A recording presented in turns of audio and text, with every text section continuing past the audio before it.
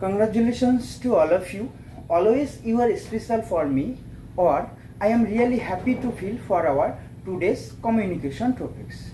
তাহলে শুরু করছি অনেকগুলো খাঁটি প্রশ্নের মধ্যে একটা অন্যতম প্রশ্নকে নিয়ে। তো সেই প্রশ্নটা কি আমি বোর্ডে লিখে দেখাচ্ছি, কেমন?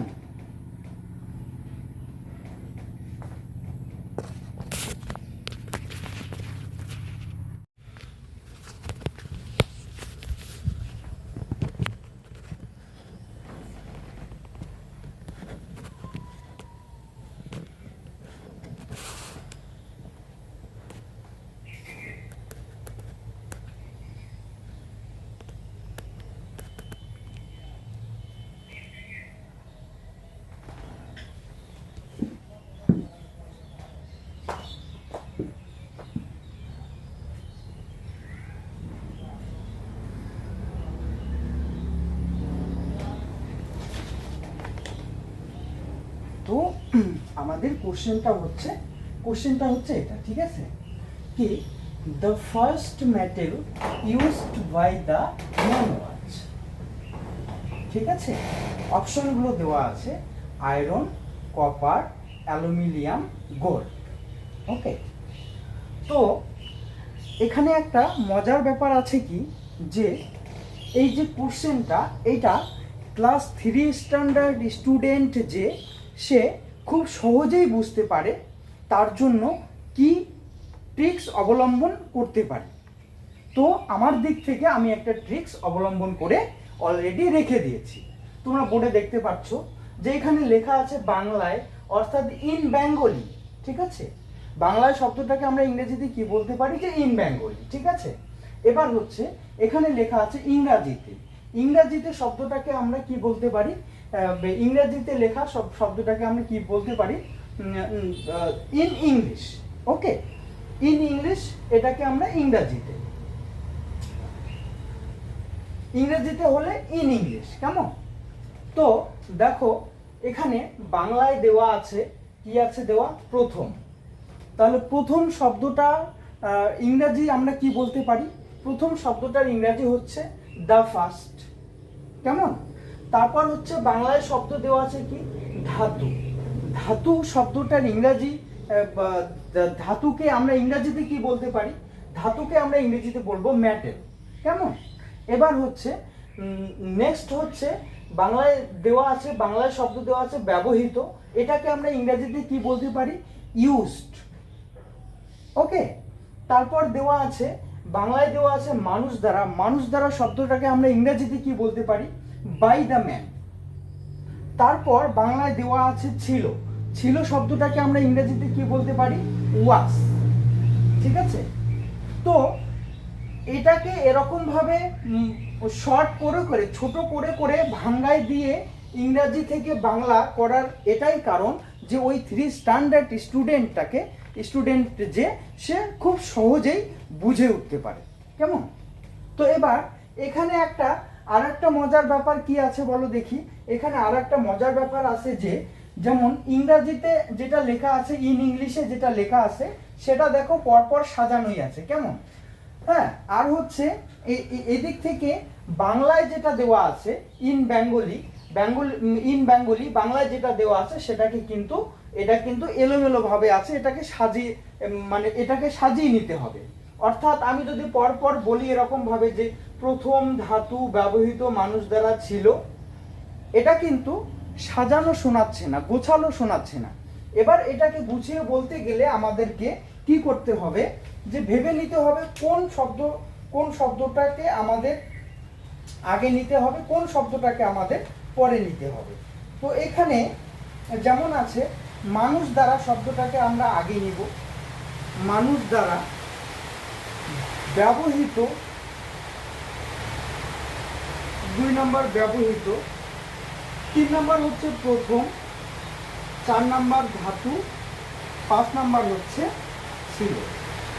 এবার কিন্তু এটা খুব সাজানো শোনাচ্ছে, গোছালো শোনাচ্ছে, কেমন? তাহলে কিভাবে বলবো আমরা, মানুষ দ্বারা ব্যবহৃত প্রথম ধাতু ছিল, তো নিচে আমাদের অপশন দেওয়া আছে, অপশনগুলো কি? ক নম্বরে দেওয়া আছে লৌহ, খ নম্বরে দেওয়া আছে তামা, গ নম্বরে দেওয়া আছে হালকা রূপালী ধাতু, ঘ নম্বরে দেওয়া আছে সোনা। এই চারটার মধ্যে সঠিক উত্তর কোনটা হবে? তো একই রকমভাবে ইংরেজিতে বলা আছে, ইংলিশে বলা আছে কি? The first metal used by the man was, এই যে the first metal used by the man was, মানুষ দ্বারা ব্যবহৃত প্রথম ধাতু ছিল। অপশনে কি দেওয়া আছে? অপশনে দেওয়া আছে আয়রন, বি নাম্বার হচ্ছে copper, C number aluminium, D number gold. তো এখানে আমাদের সঠিক উত্তর কোনটা হবে? তো সঠিক উত্তরটা আমি বলে দিচ্ছি। সঠিক উত্তর হচ্ছে আমাদের copper. Copper is the right answer. কেমন? Copper is the right answer. তাহলে আমাদের এখানে বাংলায় দেওয়া আছে তামা, তামাটা হচ্ছে সঠিক উত্তর। কেমন? তামা হচ্ছে সঠিক উত্তর। এবার হচ্ছে এখানে ইংরেজিতে দেওয়া আছে, ইংরেজিতে কি? ইন ইংলিশে the first metal used by the man was, মানুষ দ্বারা ব্যবহৃত প্রথম ধাতু ছিল। কোনটা ছিল? এই যে copper. Copper is the right answer. কেমন? তো এবার আমরা আর একটা দিকে চলে আসি, সেটা হচ্ছে কি বলতো, যে তোমরা অনেকগুলো খাঁটি প্রশ্নের মধ্যে একটা অন্যতম প্রশ্নকে চিনতে পারলে, এবার সেই প্রশ্নটার যে উত্তরটা সেটাও তোমরা জানতে পারলে, এবং তারপর আমাদের একটা প্রশ্ন থেকে যায় কি, যে এই তামা সম্বন্ধে আমাদের কিছু জানতে হবে, ঠিক আছে? এবং তারপর হচ্ছে বাকি যে তিনটা ধাতু আছে, যেমন লৌহ আছে, হালকা রূপালী ধাতু আছে, সোনা আছে, এটা আমাদের হোমওয়ার্ক হিসাবে থাকছে, ঠিক আছে? এবার যেমন ভাবে তামা সম্বন্ধে জেনে নিব এখন, ঠিক সেরকম ভাবে তোমরা ওই তিনটের হোমওয়ার্ক থাকবে, তোমরা ওই তিনটা সম্বন্ধে জেনে নিবে, ঠিক আছে? এই যে এখানে পাশের সাইডে লিখে দেওয়া আছে HW হোমওয়ার্ক অ্যাবাউট, মানে সম্বন্ধে জানতে হবে কার বলতো, যে আয়রন, অ্যালুমিনিয়াম, গোল্ড, এই তিনটা ধাতু সম্বন্ধে আমাদের পরিচয় নিতে হবে। এটা আমাদের হোমওয়ার্ক থাকছে। তো এবার যেটা অ্যান্সার আমরা পেয়েছি কপার, কপার সম্বন্ধে আমি তোমাদের কিছু পরিচিতি দিয়ে রাখছি। কেমন? তো কপার, এবার আমরা অ্যাবাউট কপার, কপার সম্বন্ধে জানবো। কপারটা কি বলতো দেখি? কপারটা হচ্ছে, তোমরা জেনে রাখো, কপার এর সিম্বল হলো সিইউ। তো কপারের সিম্বল কি? কপারের সিম্বলটা হচ্ছে সিইউ। কপারের সিম্বল কি? কপারের সিম্বলটা হচ্ছে সিইউ। আর একটা পারমাণবিক সংখ্যা থাকে ওই ধাতুটার, কপার ধাতুটার একটা পারমাণবিক সংখ্যা আছে, যেটাকে ইংরেজিতে বলা হয় যে অ্যাটমিক নাম্বার, যেটাকে ইংরেজিতে কিনা বলা হয়, কি বলা হয় বলতো? অ্যাটমিক নাম্বার, ঠিক আছে? তো অ্যাটমিক নাম্বারটা কি বলতো? 29। কপারের যে অ্যাটমিক নাম্বার, সেই অ্যাটমিক নাম্বারটা হচ্ছে 29, ঠিক আছে? এরপর তোমরা জানবে যে তামা একটি নমনীয় ধাতু। তামা কিন্তু একটা কি ধাতু বলো দেখি? নমনীয় ধাতু। এবং এর তাপীয় ও বৈদ্যুতিক পরিবাহিতা, এর তাপীয় আর বৈদ্যুতিক যে পরিবাহিতা আছে সেটা খুব উঁচু। কেমন? কি বললাম? তামা একটি নমনীয় ধাতু এবং এর তাপীয় ও বৈদ্যুতিক যে পরিবাহিতা আছে সেটা হচ্ছে খুব উঁচু, ঠিক আছে? খুব উঁচু দরের কিন্তু। হ্যাঁ, তাই অনেক বিজলিবাহী তারের মধ্যেই তামার তার থাকে। তাই অনেক বিজলিবাহী যে আমাদের তার আছে, হ্যাঁ, বৈদ্যুতিক যে তার আছে, সেই তারগুলোর মধ্যে তামা থাকে। তাই অনেক বিজলিবাহী তারের মধ্যে তামা থাকে। তো এতটুকু তোমাদেরকে কপার সম্বন্ধে, অর্থাৎ তামা সম্বন্ধে এতটুকু পরিচিতি দিয়ে রাখছি।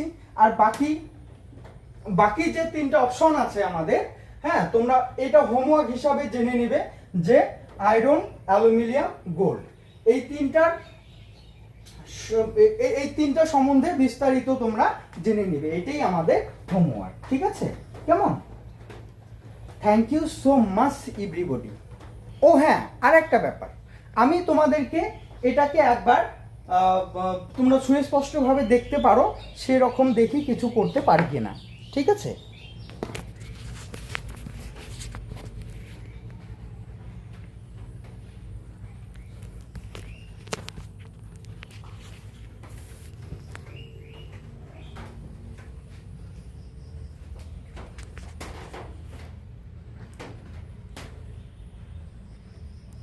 আচ্ছা, তোমরা দেখতে পাচ্ছ কি?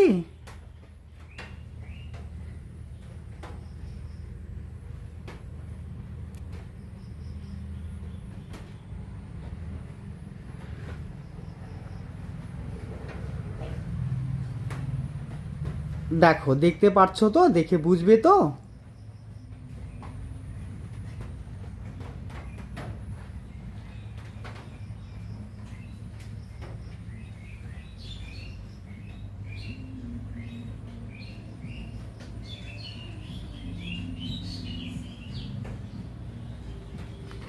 Thank you.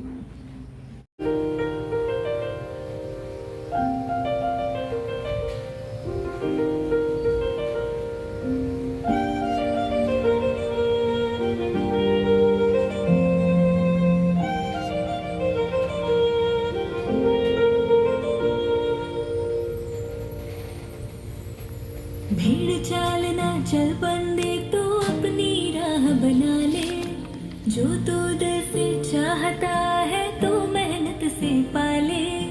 भीड़ चाल ना चल बंदे तो अपनी राह बना ले, जो तू दिल से चाहता है तो मेहनत से पाले। आज अंधेरी रात है, कल तेरा सवेरा आएगा, खुदा का ये वादा है, तू मेहनत का फल